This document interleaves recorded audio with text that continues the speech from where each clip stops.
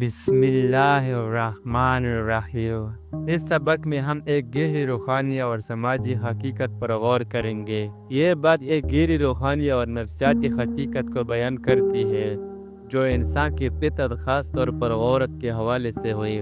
اس کا مطلب یہ ہے کہ عورت ان لوگوں پر زیادہ اعتماد کرتی ہے جو زندگی میں تکلیف، دکھ اور آزمائش سے گزر چکے ہوں۔ یہ افراد اپنے جدوجہد سے کچھ سیکھ چکے ہو اور ان میں حکمت اور ہمدردی آ چکے ہیں۔ نمبر 1، دکھ اور تکلیف کی اہمیت۔ دکھ انسان کے بدن کی طاقت رکھتا ہے اور اس سے زیادہ ہمدرد، عاجز اور سمجھدار بناتا ہے۔ ایسے لوگ جو زندگی کی مشکلات میں سے گزر چکے ہیں ان میں ایک قسم کے اندرونی سکون اور حکمت ہوتی ہے جو صرف کامیابی یا دولت حاصل نہیں ہو سکتی۔ عورت اپنے روحانی شعور سے یہ بات سمجھتی ہے اور ان لوگوں پر زیادہ بھروسہ کرتے ہیں جنہوں نے زندگی کی تکلیف کا سامنا کیا اور ان سے کچھ سیکھا۔ نمبر 2، روحانی استحکام۔ روحانیت کے لحاظ سے مشکلات انسان روح کو ترقی دیتے ہیں۔ جیسے ایک مشہور قول ہے، جو پور مشکلات میں کھلتا ہے وہ سب سے نایاب اور خوبصورت ہوتا ہے۔ اس طرح وہ لوگ جو زندگی کی تکلیف سے گزر رہے ہیں اور ان پر قابو پاتے ہیں ایک استحکام حاصل کرتے ہیں جو موس کے کس کے کامیابی سے حاصل نہیں ہو سکتا، اور جو اکثر معاشرتی طور پر پرورش دینے والے اور مددگار سمجھی جاتی ہے۔ اس بات کو سمجھتی ہے کہ جو شخص مشکلات کا سامنا کرتا ہے وہ ایک اندرونی طاقت اور حکمت حاصل کرتا ہے جو اس کے ساتھ جڑنے کے قابل بناتی ہے۔ نمبر 3، ہمدردی اور سمجھ۔ دکھ سے گزر کے بعد انسان ہمدردی کی خصوصیت پیدا ہوتی ہے اور عورت اپنے مشکلات، نقصان اور جدوجہد کے تجربات سے ہمدردی پیدا کرتی ہے۔ یہی ہمدردی دوسروں کے ساتھ گہری تعلقات بناتے میں مددگار ثابت ہوتی ہے۔ وہ لوگ جو اپنے دکھ کو